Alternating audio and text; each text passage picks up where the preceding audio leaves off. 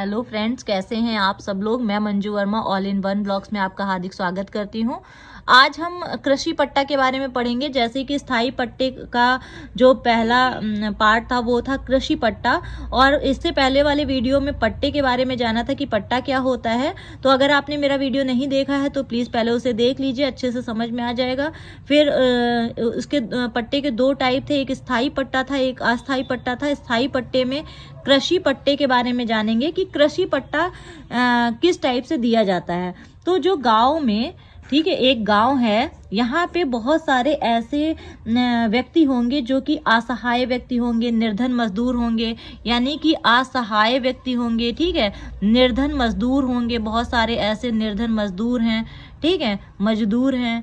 और बहुत सारे व्यक्ति हैं जो कि गरीब किसान होंगे, ठीक है, गांव में बहुत सारे गरीब किसान भी होंगे, ठीक। और अनुसूचित जाति के व्यक्ति होंगे, अनुसूचित जाति के होंगे, अनुसूचित जनजाति के व्यक्ति होंगे, अनुसूचित जनजाति के होंगे, ठीक है, अनुसूचित जनजाति के होंगे, पिछड़े वर्ग के व्यक्ति होंगे, पिछड़े वर्ग से होंगे कुछ व्यक्ति, और कुछ व्यक्ति सामान्य वर्ग से भी होंगे जो कि बहुत ही गरीबी रेखा के नीचे बिलोंग कर रहे होंगे, ठीक है। यानी कि सामान्य में भी वो व्यक्ति जो गरीबी रेखा के, यानी कि बीपीएल, ठीक है, बीपीएल यानी कि बिलो पॉवर्टी लाइन, इसके नीचे भी बहुत सारे व्यक्ति होंगे जो ऐसा जीवन यापन कर रहे होंगे। तो ऐसे व्यक्तियों को ये कृषि पट्टा दिया जाता है। यानी कि ऐसे व्यक्तियों को, यानी कि देखा जाता है कि गांव में कितने लोग जो हैं वो पात्र हैं, उसी यानी कि भूमि के अनुसार ही इसका क्या किया जाता है, पट्टा किया जाता है।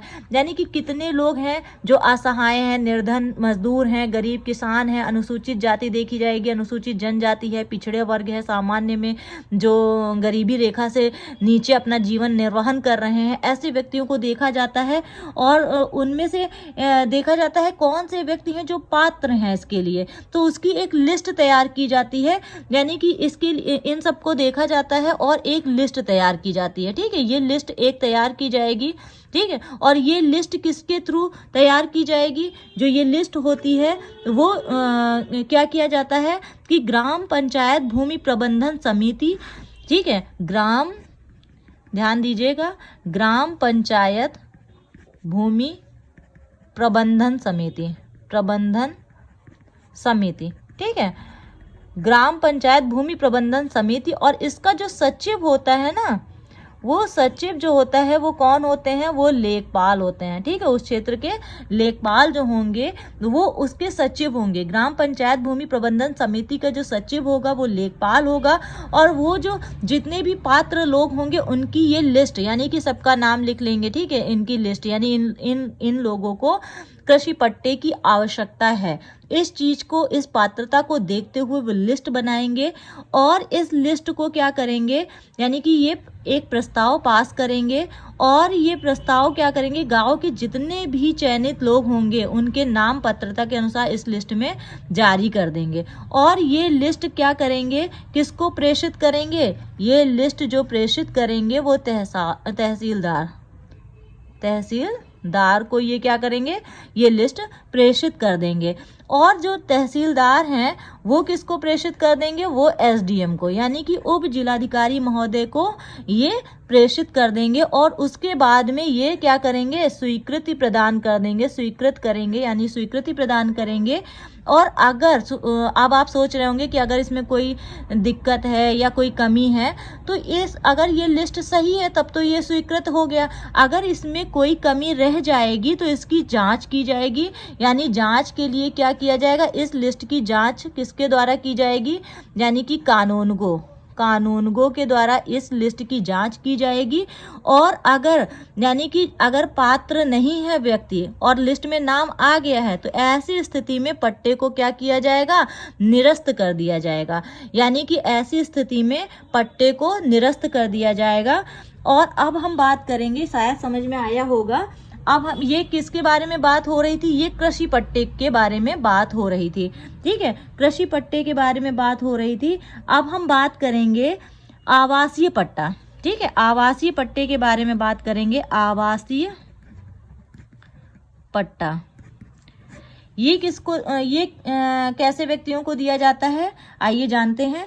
गांवों में जब आबादी बहुत बढ़ने लगती है, ठीक है, आवासीय पट्टा यानी कि गांव में आबादी बढ़ने लगी। इस बढ़ती हुई आबादी को देखते हुए लोगों के पास अगर आवास बनाने के लिए भूमि की कमी पड़ जाती है ना, तो इस बात को ध्यान में रखते हुए गांवों के जो भी गरीब, असहाय, बेसहारा लोग हैं उनको भूमि आवंटित की जाती है, ठीक है। यानी कि जो भी गांव के जिनके पास आवास की सुविधा नहीं है और लोगों के रहने की कमी पड़ गई है और उनके पास कोई आवास नहीं है, गरीब हैं, असहाय हैं, ठीक है, ऐसे लोगों को क्या किया जाता है, भूमि आवंटित कर दी जाती है। और ये भूमि जो होती है वो सोचोगे कितनी दी जाएगी, यानी कि 1 बिस्वा, ठीक है, 1 बिस्वा या इससे ज्यादा भी दी जा सकती है। 1 बिस्वा या इससे ज्यादा, यानी बिस्वा का मतलब हो गया 1 बिस्वा में कितने हेक्टेयर होते हैं, 0.013 हेक्टेयर। यानी इतनी जमीन तो कम से कम क्या की जाती है, आवंटित ही की जाती है। इससे ज्यादा भी हो सकती है, ठीक है, लेकिन ज्यादातर जो भूमि आवंटित की जाती है वो इतनी ही, यानी 1 बिस्वा ही जमीन आवंटित की जाती है। इसका भी सेम वही प्रोसेस होता है। ग्राम पंचायत भूमि प्रबंधन समिति और उसका जो सचिव होता है, लेखपाल, उसके द्वारा लिस्ट जारी की जाती है। लिस्ट जो होती है वो आगे प्रेषित कर दी जाती है तहसीलदार महोदय को, और तहसीलदार के बाद में SDM अगर स्वीकृति भी देते हैं। और अगर कोई दिक्कत होती है तो फिर से चेकिंग के लिए जाती है वो, अगर अपात्र घोषित हो जाता है तो ऐसी लिस्ट को निरस्त कर दिया जाता है। तो ये यही प्रोसेस, सेम प्रोसेस होती है। और आइए हम आगे जानते हैं कुम्हारी कला, ठीक है, कुम्हारी कला एक तीसरा पट्टा होता है, कुम्हारी कला पट्टा, ठीक है। कुम्हारी कला पट्टा यानी कि नाम से ही कुछ पता चल रहा होगा। तो अगर गांव में कोई कुम्हार है, ठीक है, गांव है और उसमें कोई कुम्हार है, कुम्हार जो कि मिट्टी के बर्तन बनाते हैं, ठीक है, उसका काम करते हैं। देखा होगा दिए वगैरह बनाएंगे और जैसे मटके वगैरह हैं। तो ये जो मिट्टी का बर्तन बनाने का जो काम करते हैं वो कुम्हार मीन्स ज़्यादातर कुम्हार जाति के लोग भी करते हैं, और भी अन्य जाति के भी करते हैं, ऐसा कोई जरूरी नहीं है। यदि उसे मिट्टी लाने में कोई प्रॉब्लम होती है, यानी जो मिट्टी के बर्तन बना रहे हैं अगर उनको मिट्टी लाने में कोई प्रॉब्लम होती है तो उसके लिए वो क्या करते हैं, गांव की जो खाली नवीन परती वाली भूमि है उसका आवंटन कर दिया जाता है। यानी कि इनको अगर मिट्टी के बर्तन बनाना है और इनको मिट्टी की कमी हो रही है, ठीक है, मिट्टी लाने में कोई प्रॉब्लम हो रही है, तो जो गांव की नवीन परती वाली जो भूमि है वो आवंटित कर दी जाती है, ठीक है। इनको कौन सी जमीन दे दी जाती है, नवीन परती वाली, नवीन परती भूमि, ठीक है, इन्हें आवंटित कर दी जाएगी ताकि ये क्या कर सके कि अगर इनको आवश्यकता पड़े मिट्टी निकालने की तो ये यहाँ से मिट्टी ले सकते हैं, ठीक है। यदि गांव में कोई कुम्हार नहीं है तो क्या होगा, अगर गांव में कोई कुम्हार नहीं है और वहां पे अनुसूचित जाति के व्यक्ति होंगे, अनुसूचित जनजाति के व्यक्ति होंगे या अन्य किसी भी वर्ग के व्यक्ति होंगे जिनका जो ये खासकर इस बात को ध्यान में रखा जाएगा जिसका जीविका का साधन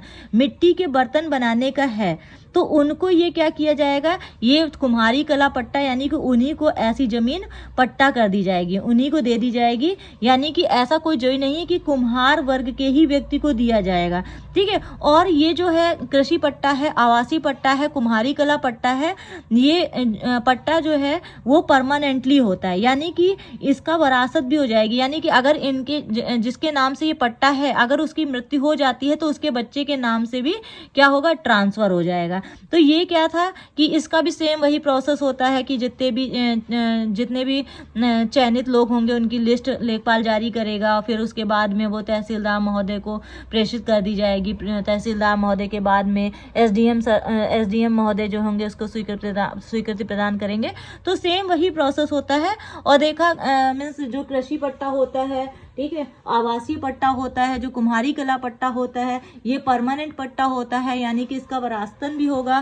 तो शायद आप अच्छे से समझ गए होंगे। और जो अस्थाई पट्टा होगा ना, अस्थाई पट्टा भी 2 प्रकार का होगा, तो उसको हम नेक्स्ट वीडियो में जानेंगे।